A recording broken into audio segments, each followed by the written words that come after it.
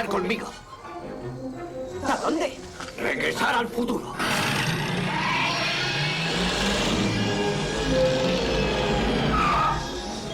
Doc, no hay bastante carretera para alcanzar los 140 por hora. ¿Carretera? A donde vamos no necesitamos carreteras.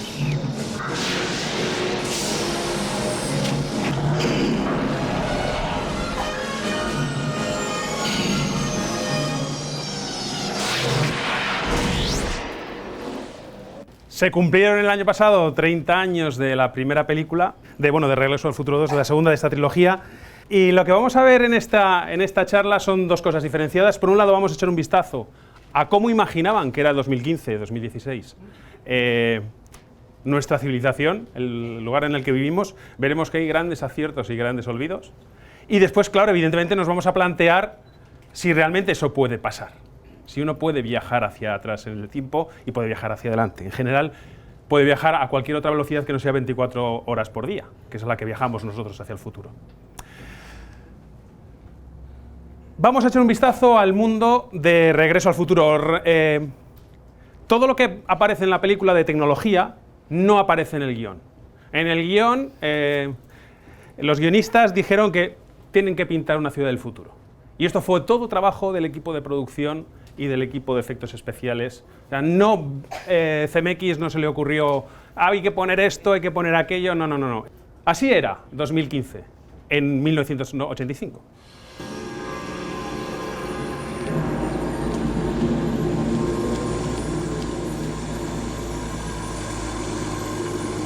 Es un look muy de los años 80, de cómo se imaginaba el futuro. Bienvenido a Texaco. Si cambia aquí su aceite, le comprobaremos sus aerorruedas gratuitamente.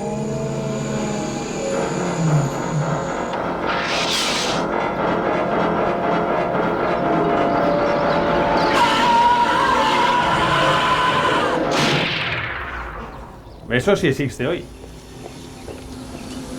Sabía que era un juguete. Hola amigos, soy Goldie Wilson III y os hablaré del sistema Wilson de aerosuspensión. Veréis, cuando mi abuelo era alcalde de Hill Valley, su mayor preocupación era el tráfico. Sin embargo, ahora el tráfico ya no es ningún problema, porque yo puedo aeroconvertir tu viejo coche terrestre en un bólido de aerovista por solo $39.995,95. La moda era así. Robocordones, qué bien.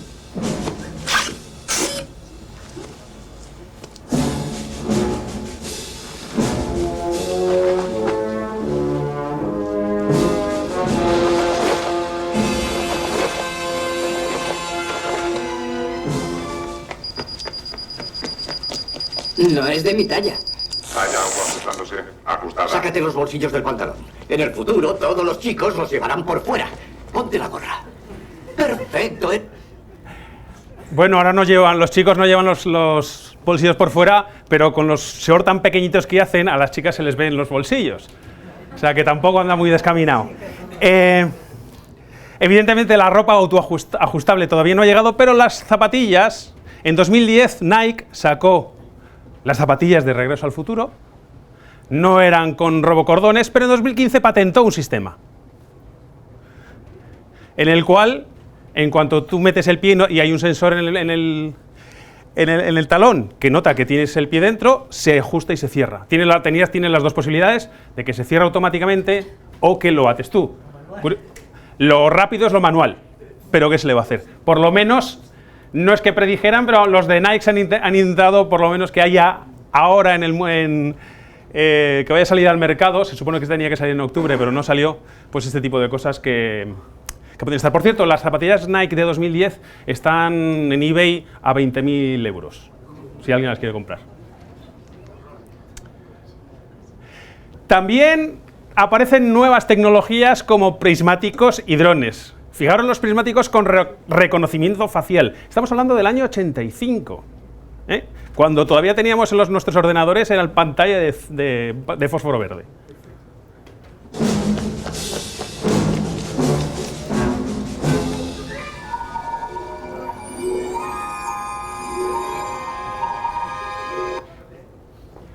Y los drones.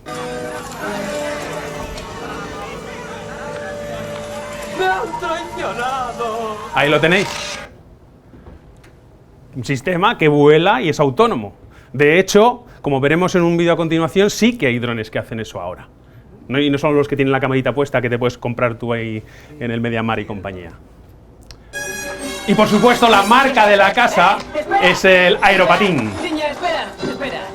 Necesito que me prestes tu... ¿Aeropatín? ¿Dónde está? Guárdalo. ¡No huyas, cabrón!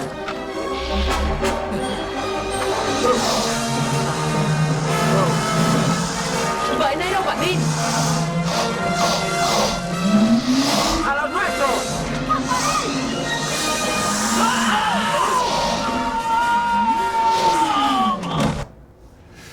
Bueno, pues una empresa canadiense, Arpax, diseñó un aeropatín, un hoverboard, Ejendo, que por $10.000 euros lo podéis comprar.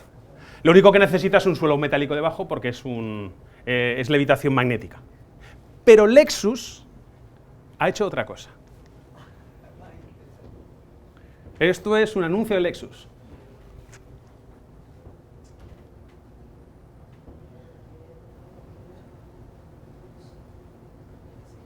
El año pasado.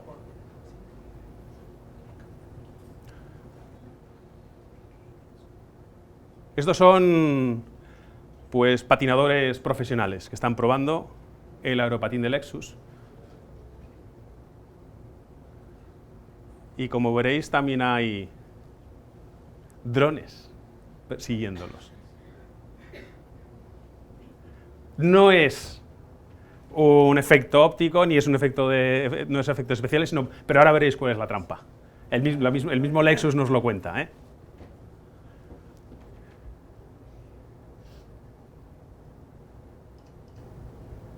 Pero esto todo es imagen real. Es un aeropatín superconductor. Lo que tienes en el patín son superconductores. Debajo tienes la guía por donde tú patinas. Es una serie de imanes. Y una de las propiedades de los superconductores es que no puede entrar campo magnético dentro de ellos y por tanto flotan y levitan. El único problema es que ese aeropatín tiene que estar a 200 grados bajo cero. Y el problema no es que esté a 200 grados bajo cero y cómo enfriarlo, sino que no te congeles al hombre que va encima. Es algo que ha hecho Lexus este año. Yo debo decir que hace unos cuantos años, cuando estaba en el gobierno de Aragón, propuse hacer un tren de la Bruja superconductor, hacer un tren para que los niños se montaran y pudieran andar. El único problema era el dinero que costaba simplemente las pastillas superconductoras. Se necesitaban del orden, el precio era del orden de los 100.000 euros solamente en pastillas superconductoras para hacer un tren de la Bruja. Pero se puede hacer y existe. Pero lo curioso es la tecnología cotidiana que decían que existiría en 2015. Fijaros. Hildale. De aquí solo salen drogatas, suprachapuceros y psicoesquitos. Sí, algún día derribarán todo este barrio. Bienvenida a casa, Jennifer. Está algo saturada, pero puede andar. Revise su programa. Es peligroso entrar en casa sin encender las luces. Las luces. Sí, bien. Y ahora, tómeselo con calma y se le pasará. Pero tenga cuidado en el futuro. ¿En el futuro? 174.50. $174.50. Tome. Tenga cuidado, abuelo, este barrio es peligroso. ¿Dónde está el recibo? Aquí mismo. Hace 31 años, ¿eh? Arte fuera. Quiero ver los canales 18, 24, 63, 109, 37 y el meteorológico.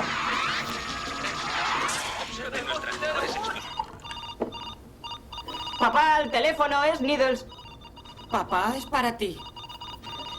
Está bien. Hablaré desde el estudio. Disculpa. ¡Retracción! Pásamelo aquí, por favor. ¿Cómo estás, Gran Marty? ¿Qué coño pasa contigo, McFly? Hola, Needles. Fijaros aquí, ¿Qué? en lo que aparece abajo. ¿El pequeño negocio que te propuse? Aún no lo sé. ¿Qué es lo que temes? Si la cosa sale bien, revolucionarán todos tus problemas económicos. Y si no sale bien, Needles, me despedirán. Es algo ilegal. Oye, ¿Y si el viejo Fuji está monitoreando? Pero si Fuji no se enterará de nada. Vamos, tú inserta la tarjeta y yo me ocupo del resto. No. No querrás que todos los de la sección piensen que eres un gallino. ¡Nadie me llama gallina, Needles! ¡Nadie! Muy bien. Demuéstramelo. Muy bien. Muy bien, Needles. Aquí está mi tarjeta. La inserto, ¿lo ves? Gracias, McFly. Hasta mañana en el trabajo. Gracias. Fin de videocomunicación AT&T. ¡McFly! Fujitsu-san, Kanishiwa. McFly. Estaba monitoreando e interprocesado todo. ¡Está terminado! ¿Acabado? No, no, no ha sido idea mía. Ha sido Needles, él es el que está detrás de todo. Usted era su cómplice, era ilegal y lo sabía. Está despedido, le tenía una McFly. trampa. No, Lea no, mi no, fax. No puedo ser despedido. Es el único problema, el fax. Está despedido. Oh. Está despedido. Está despedido. Está despedido. La única cuestión que ahora ya no se usa, pero fijaros que hasta lo que pasa ahora, que las empresas pueden rastrear y monitorizar tus correos electrónicos, lo hacían ahí. E insisto, esto fue hace 31 años. Pantalla plana, televisión inteligente. Lo único que falta, lo veremos después.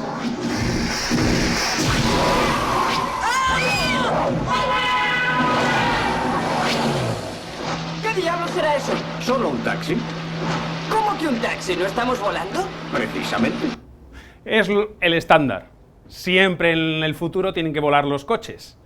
El problema es que es bastante complicado que eso vaya a suceder algún día. Sin embargo, no es algo nuevo. Ya Henry Ford, el del Forte, el primer coche construido en cadena, en 1940 propuso la existencia de que en un futuro habría coches que volasen.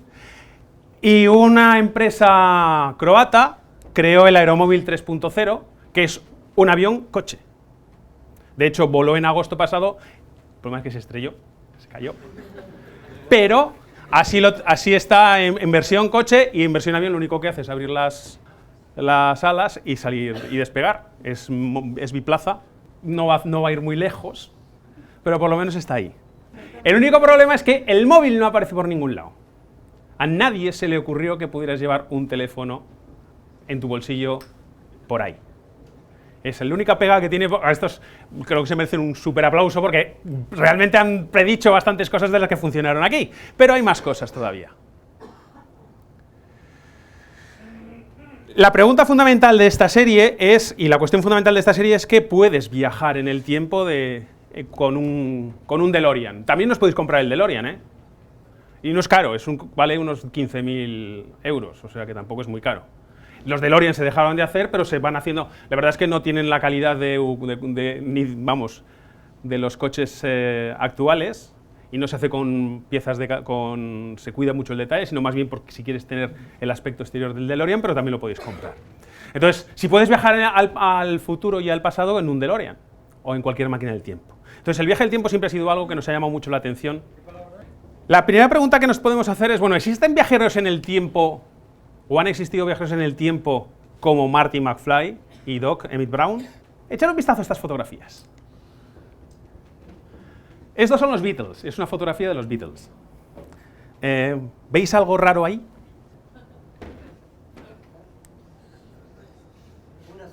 Una mujer haciendo una foto con un móvil. ¿Y aquí? Esto es una fotografía de los años 50. ¿Y aquí? Es Elvis. Una cámara pequeña.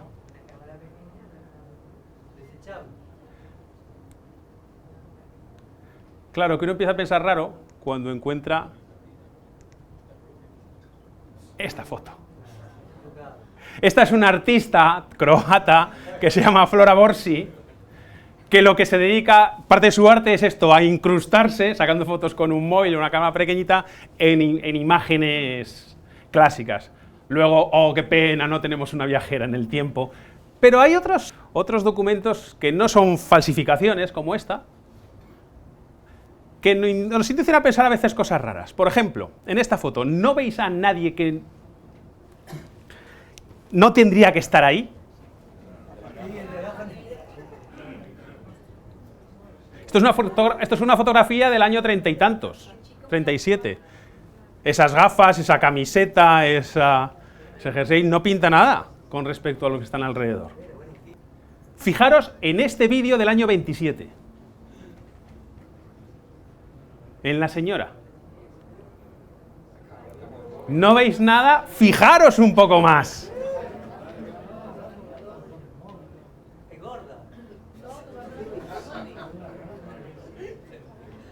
Parece que va hablando por un móvil. Y es una filmación real del año 27, ¿eh? ¿Cómo explicamos esto? ¿Realmente esta señora del sombrero o inventó el móvil y se lo cayó? ¿Y con quién estaría hablando?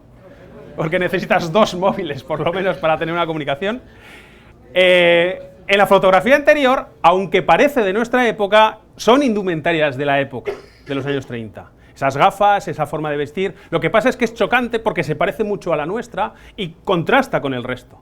Y lo que lleva esta señora en la mano es un audífono. Los audífonos de los años 20 eran una tableta tan grande como un móvil que tenías aquí en la oreja y tenías que llevar encima un aparato con la batería y todas estas cosas para que funcionara. Y lo que pasa es que no he encontrado sí hay diseños, pero no he encontrado la fotografía del modelo que se utilizaba, y el tamaño es como los de un iPhone actual. O sea, eso es un audífono. Lo que pasa es que, fijaros, interpretamos las cosas en función de la tecnología que tenemos nosotros. Nadie en el año 85 hubiera dicho que eso era un móvil. ¿Por qué? Porque no es tecnología nuestra. Pero como nosotros ya tenemos metido en nuestra forma de pensar, en nuestra cultura, ciertos actos, esos actos que podemos ver en otras épocas, los podemos interpretar como que es algo nuestro, cuando no tiene nada que ver. Podéis estar escuchando la radio. A nadie se le ha ocurrido, vaya con la radio en la oreja. En los años 70 seguramente hubieran pensado, mira, llevo una radio. Esa transferencia de nuestra forma de ver a otras culturas o a otros tiempos es un error. Y es lo que se ocurre, por ejemplo, cuando se piensa en extraterrestres que vinieron en épocas pasadas. Vemos tecnología nuestra en los egipcios o en un adorno que se parece a un avión y decimos que es un avión, pero porque se parece a nuestros aviones. Los dibujos de místicos y religiosos que tienen que parecen nuestros astronautas, decimos que son astronautas, pero porque estamos referenciándonos a nuestra cultura.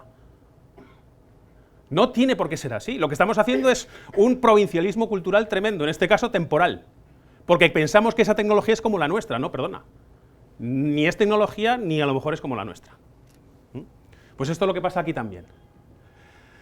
El problema del viaje en el tiempo, o paradoja Bootstrap, ahí existe una cosa que se llama la paradoja Bootstrap, que es en honor de este escritor de ciencia ficción, Robert Heinlein, que en castellano tiene un cuento que se llama Por sus propios medios, que es una de las historias de viaje en el tiempo más complicadas que hay, os recomiendo que la leáis. La paradoja de viajar hacia atrás en el tiempo también recibe el nombre de paradoja del matricidio, que es lo que sucede en la primera parte de la película. Marty McFly viaja hacia atrás al pasado, impide que sus padres se enamoren, y si no se enamoran, no se casan, y entonces ¿qué hace él ahí? Hombre, los físicos son un poco más brutos y dicen la paradoja del matricidio. Viajo al pasado y le pego un tiro a mi madre antes de que conozca a mi padre. ¿Y entonces qué hago yo ahí? Es el problema de tener la causa en el futuro. ¿Qué ocurre? ¿Cómo resuelvo este problema? Porque si yo mato a mi madre antes de que conozca a mi padre, ¿qué hago yo ahí? ¿Cómo he podido nacer? Esto se ha utilizado muchísimo en distintos lugares, y uno de ellos es en Terminator. Terminator tiene un error de guión tremendo, toda la serie. En el año 2029, las máquinas, Skynet, decide mandar un robot, un cyborg, mitad robot, mitad orgánico, a 1984 para matar a la madre del líder de la revolución antes de que nazca. Si matas a la madre, no nace el líder de la revolución y entonces la guerra la ha ganado. Pero ¿qué hubiera ocurrido si realmente Schwarzenegger Terminator consigue matar a Sarah Connor?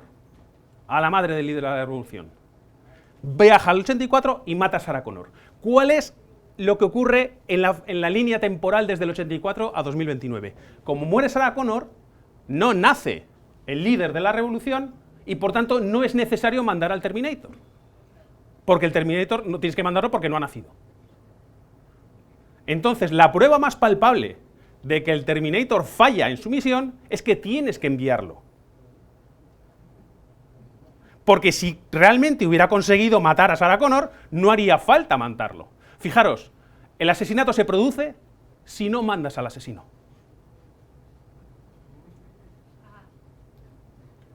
Eso es un error de guión grave, y eso es un error importante que en casi todas las películas funcionan, y que a veces... Y esto es la paradoja del matricidio. Esto no puede ser, es totalmente ilógico. Entonces, ¿cómo resolvemos? Porque no hay ninguna ley física que prohíba el viaje en el tiempo. Ninguna. No hay nada que lo prohíba. Luego podría hacerse, y podría construirse una máquina del tiempo, porque no hay ninguna ley física fundamental que te diga que no. Pero si lo puedes hacer, te enfrentas a esta paradoja. Y tienes que resolver este problema. ¿Qué soluciones se han propuesto para el viaje en el tiempo? Una de ellas es que se aplican los cambios. O sea, hagas lo que hagas, sucede. Una de las resoluciones más brillantes de este tipo de cosas es un cuento corto de uno de los grandes escritores de la ciencia ficción, se llama Frederick Brown, un cuento que se llama El experimento, que cuenta lo siguiente. Yo invento una máquina del tiempo pequeñita, y lo que hago es mandar un cubo a 5 minutos al pasado. Lo pongo aquí, digo 5 minutos al pasado. Entonces lo que ocurre en la línea temporal es que el cubo aparece, pasan 5 minutos y yo pongo el cubo en la máquina. Esa es la línea temporal real. Bueno, pues lo que plantea Frederick Brown en el experimento es, imaginaos que lo que hacemos es eso, pero volvamos a nuestra línea temporal. Estamos hablando, digo, ¡puf!, aquí aparece el cubo de la nada. Yo tengo que poner el cubo en la máquina 5 minutos más tarde. Pero ¿qué pasa si decido no ponerlo? ¿Cómo resuelve Frederick Brown esto? Se aplican los cambios, desaparece el universo y se queda el cubo. Otro es en la postura que cuenta Stephen Hawking, que dice que hay una censura temporal. O sea, aun si inventas la máquina del tiempo, va a pasar algo que va a impedir que viajes, porque no puede haber viaje en el tiempo, porque viola la lógica, viola la causalidad, la relación causa-efecto. No puede haber causas antes que el efecto. El tren no puede salir de la estación después de haber llegado. O sea, primero sale y después llega, y no llega y después sale. Entonces, podemos hablar de fluctuaciones cuánticas, que es como resuelven en todas las películas de ciencia ficción los problemas, que destruyen la máquina. Y la prueba, entre comillas, que ofrece Stephen Hawking de que realmente no podemos viajar en el tiempo, es que si realmente se pudiera, estaríamos invadidos de turistas temporales del futuro. Y no lo estamos. Luego, como no los vemos, es que no se puede viajar en el tiempo. Este es el argumento. Hay una censura temporal. Varios distintos físicos apuestan por esto. Porque no se puede viajar en el tiempo. Después está la historia de los universos paralelos, o los multiuniversos. La hipótesis de los universos paralelos surge por resolver un problema de la teoría cuántica, que es la teoría que explica las partículas subatómicas. La propone además este señor de ahí, Hugh Everett, que fue, pues dicho, un vividor, qué demonios. Decidió que para qué se iba a cuidar, voy a fumar, voy a comer, voy a ver lo que me dé la gana. Fumó lo que quiso, bebió lo que quiso, comió lo que quiso, murió a los 50 años de un ataque al corazón. Curiosamente, una semana antes de morir, le dijo a un amigo suyo que había vivido una vida cojonuda y que le daba igual morirse. Y dejó escrito que cuando se muriese, lo quemaran y sus cenizas las tiraran a la basura. Su mujer tardó 4 años en hacerlo. Su hija se suicidó en el año 96 y pidió también que sus cenizas fueran arrojadas a la basura para acabar en el mismo universo que su padre, porque fue él el que propuso la teoría de los universos paralelos. ¿Qué quiere decir esto? Hay un problema fundamental de comprensión en la teoría cuántica, insisto, que es la teoría que explica el movimiento de los átomos, que está ejemplarizada en lo que se llama el gato de Schrödinger.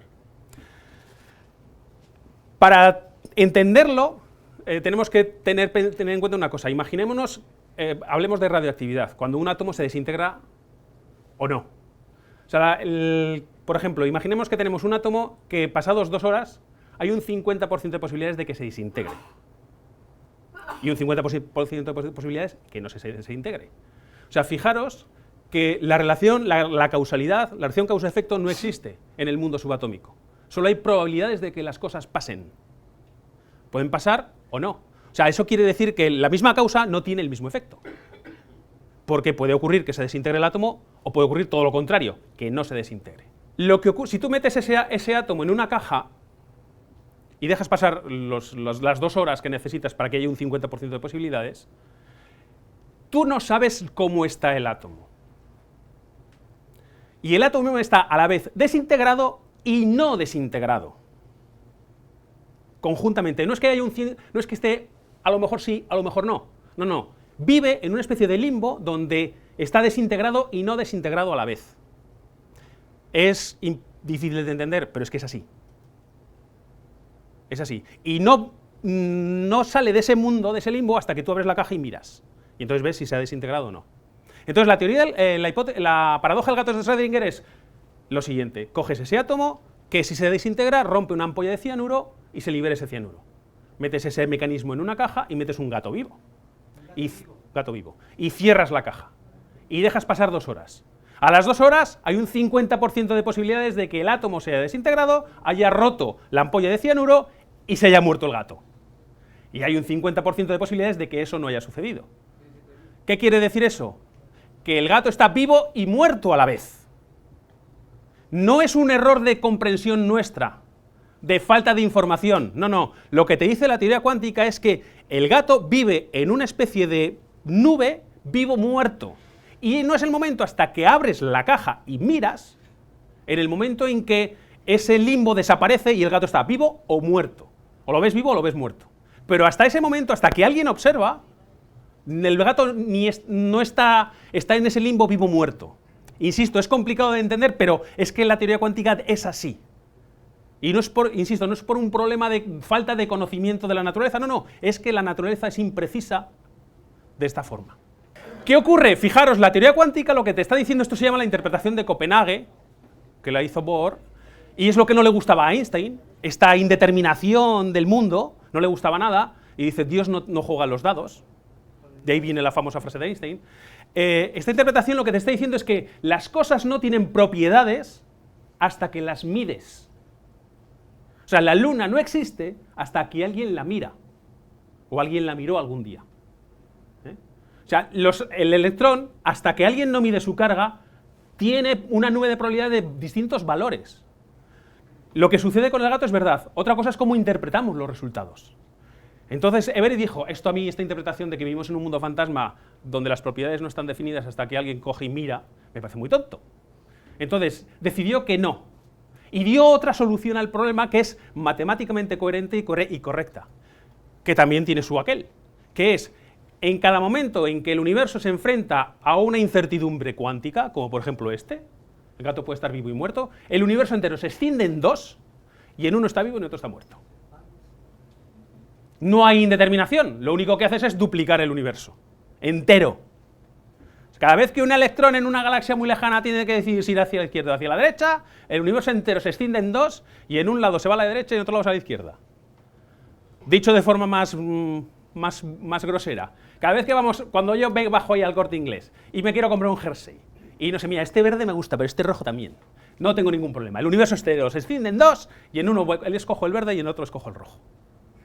¿Y qué ocurre? Que acabas teniendo una multitud enorme de universos inconexos entre sí, o sea, no puedes viajar de uno a otro, no puedes decir, venga, ahora me voy a ahora me vengo al otro, están inconexos entre sí y que se van multiplicando hasta el infinito, porque en cada pequeña incertidumbre subatómica, y mira que hay átomos en el universo entero se escinde en 2, o en 3 o en 4 en función del número de incertidumbres que tengas.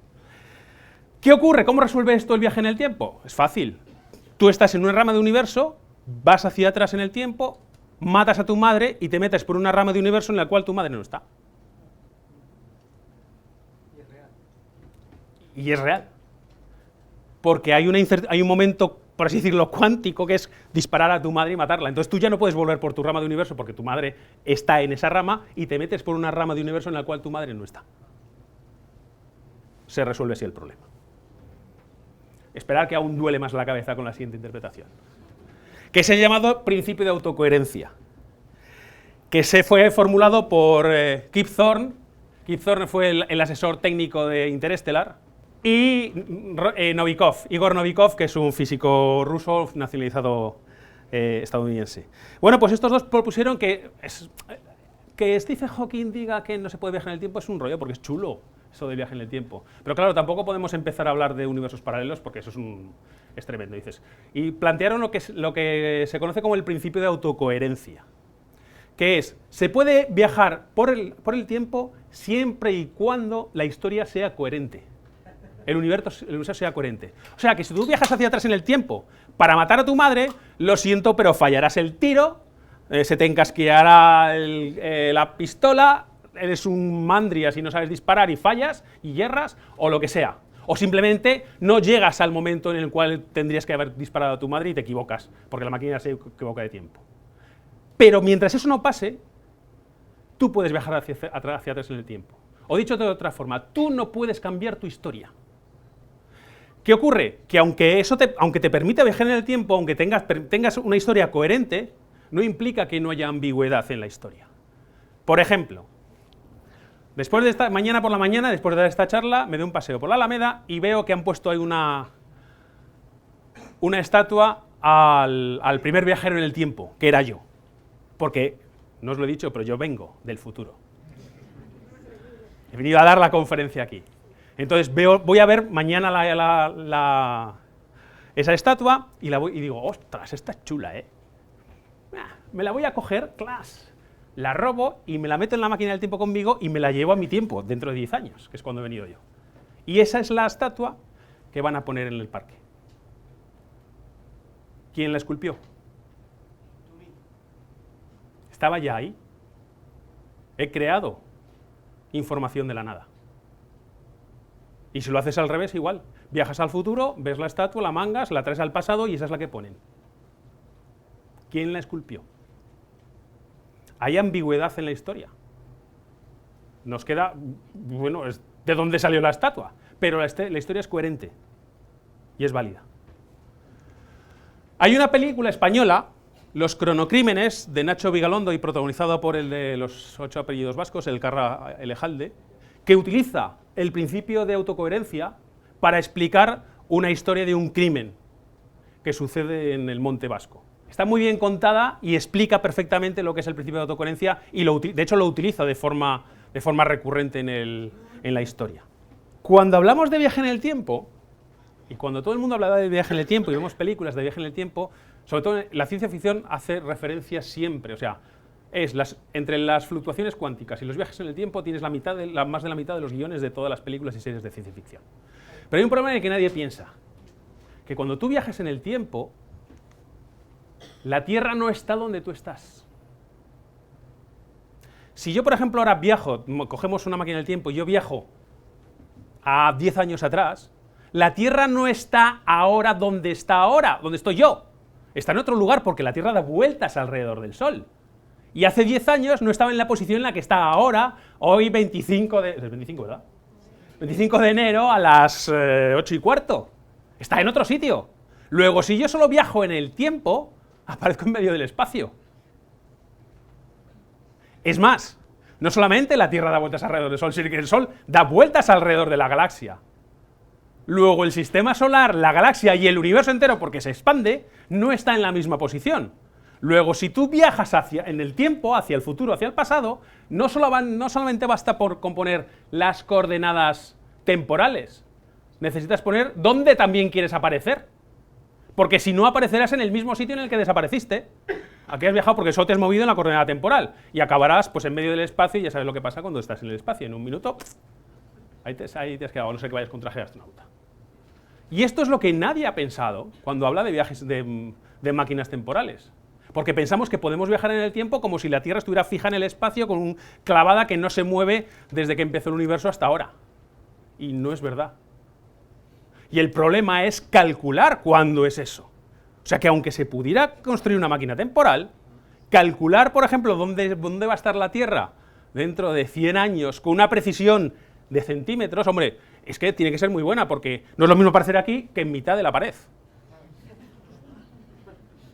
Y un error de 2 metros en la posición de la Tierra, calculándolo, es bastante fácil de hacer, ¿eh? O, bueno, puedes aparecer, sí, venga, un error de 20 kilómetros, en vez de aparecer aquí, apareces en el mar de Alborán. Entonces, y siempre y cuando sepas colocar bien la Tierra, sepas colocar bien el Sol, y hayas calculado también el factor de expansión del universo, que el Sol se mueve, la galaxia se mueve, el universo se expande, o sea que las coordenadas son distintas. En esto no aparece nunca en ningún lado. Por eso, aunque se pueda construir una máquina del tiempo, hacer los cálculos necesarios para colocar las coordenadas con un error de menos de medio metro, pues es en estos momentos y en el futuro imposible. Más que nada por una cosa, y cuanto más te vas en el tiempo, más.